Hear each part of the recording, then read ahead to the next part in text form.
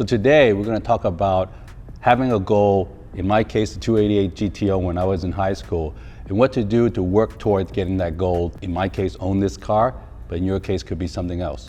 As you know, I always pair a watch with the car. So today I thought I'm going to pair my father's Rolex day date that he had bought in the mid 1980s, just as when I was seeing this car, the 288 GTO.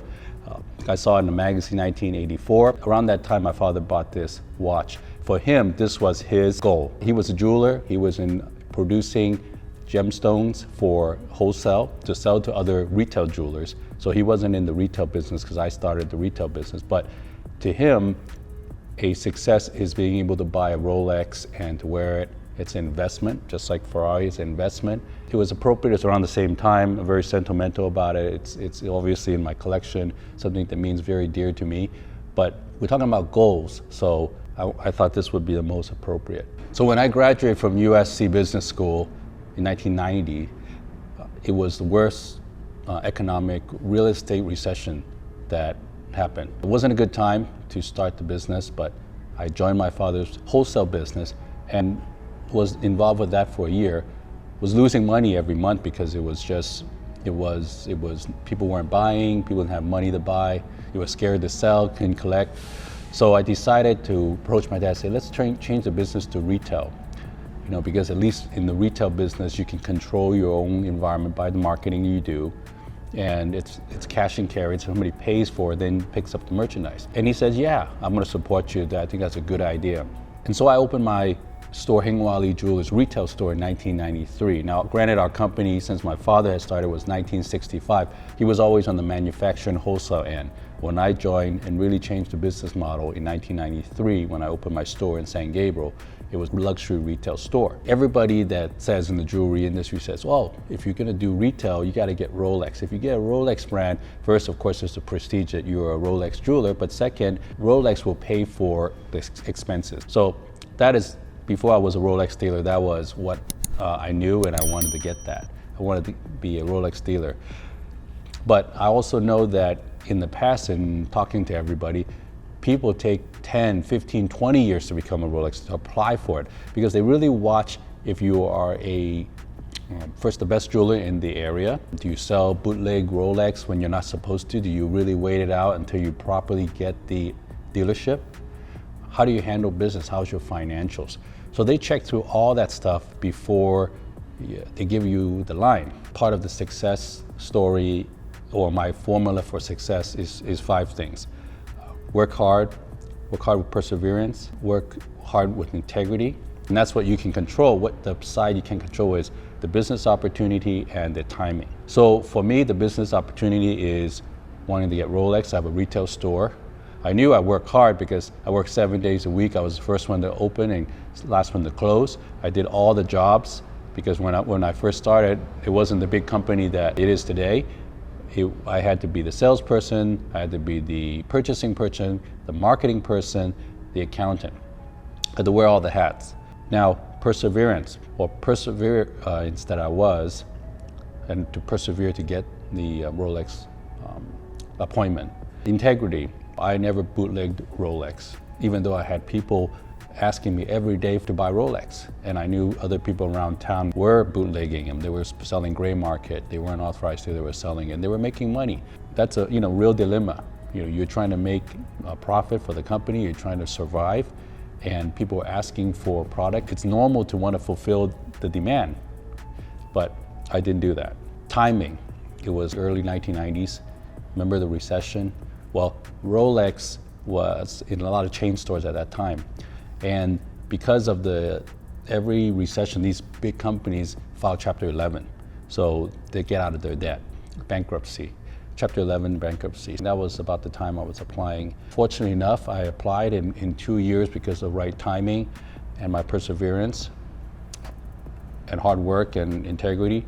They gave me the brand. In 1995, became the official Rolex jeweler, and that changed, of course, everything. It brought more brands to my store afterwards. Other brands wanted to be in association with Rolex. The store got more famous. My revenues went up. I had opened more stores, and we had invested in real estate and other investment, and so forth, which allowed me later on to make enough equity to be able to buy investments like this car, right? So that's kind of where it leads to where I can achieve my goal. By the age of 30, I was able to also reach my goal of buying a Lamborghini. I wanted a Lamborghini Countach, but at that time, I was able to buy a early 1991 Lamborghini Diablo. Even though it was a Countach, it was a Lamborghini, it was Diablo, the next model. And so to me, I had achieved that before the age of 30.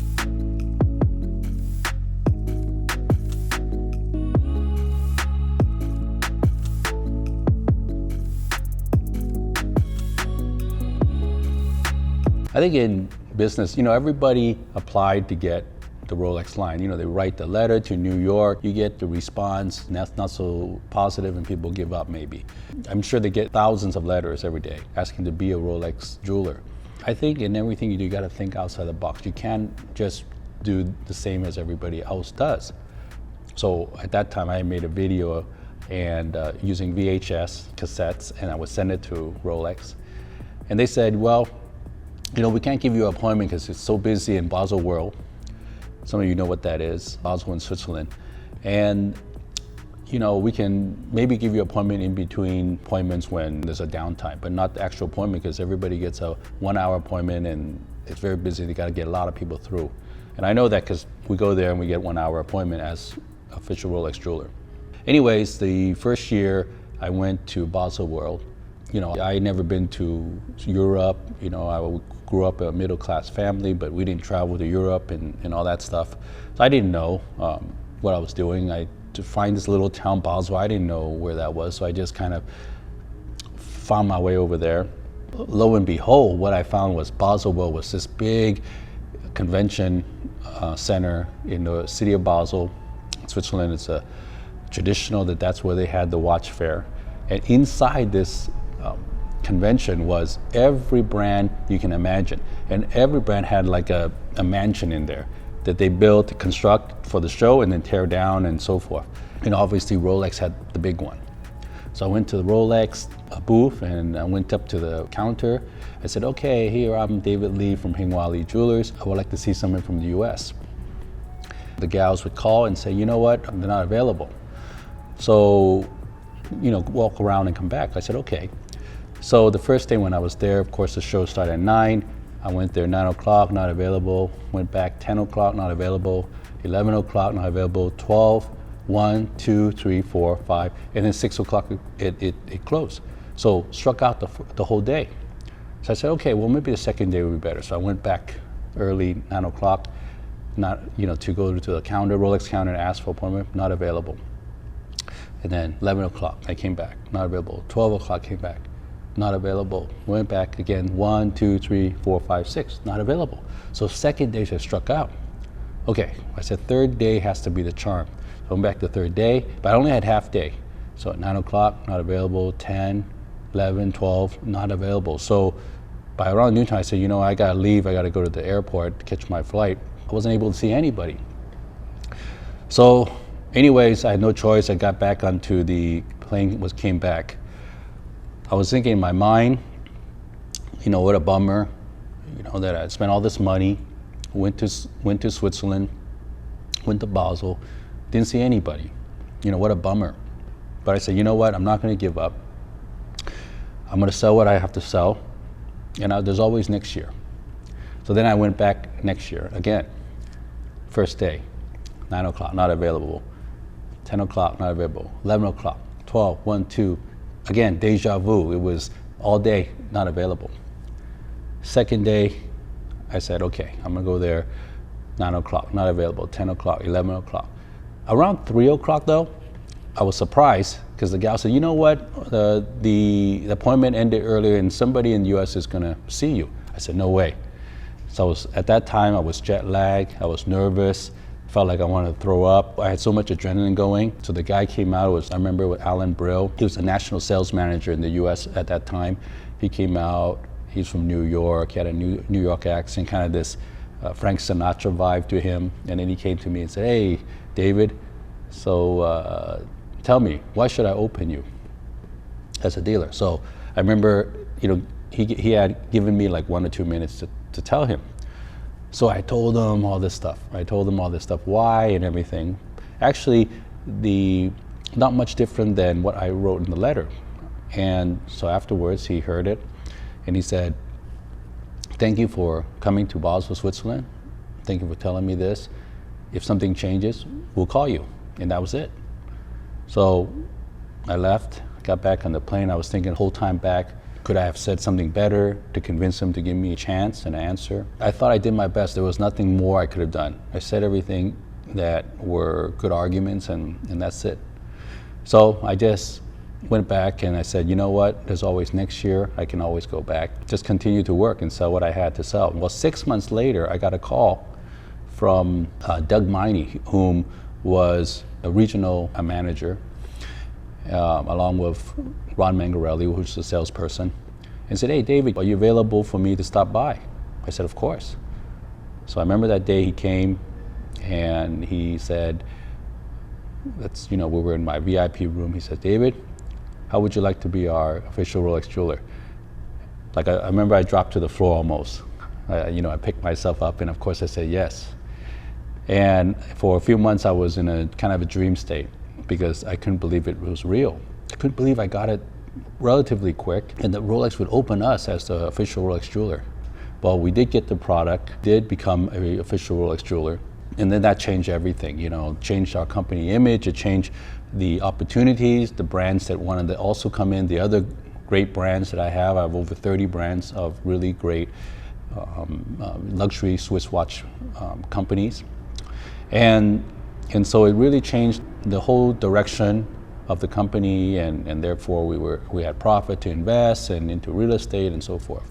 When I've been a Rolex retailer for a few years, I had an opportunity to have dinner with Alan again, and of course he later on became the first US president. So over dinner I said, "Hey Alan, why did you open me? Why did I get the chance? So many people wanted to be a Rolex jeweler." He says, "At Rolex, we're like the CI. We know everything. We know if somebody is financially sound. We know that do they do a good job in the market? Do they play fair? Do they bootleg the product or anything like that? We know all that stuff. We know that you were good. You had a good reputation. But I had this look in your eyes and see, were you sincere in and sincere on what you're going to say, how you're going to take care of the Rolex brand, and will you be the official Rolex jeweler that we want you to be?" And it's Switzerland, when you came and you looked into my eyes and you told me the things you told me, I believed you. And so therefore that's why I wanted to give you a chance. In the days where everything, young people like to text and email, they're very important deal stuff, it's got to be in person. You got to look the person in the eye and say, "Hey, you know what? This is what it is." So, this kind of stuff you can't get in text. It's so informal, it's so non-personal. And so, for me, that's what worked out, and it helped me to be able to, it was one of the major steps that helped me to be able to reach my goal. And of course, as I told you, one of my goals was to get the 288 GTO, and we have it here.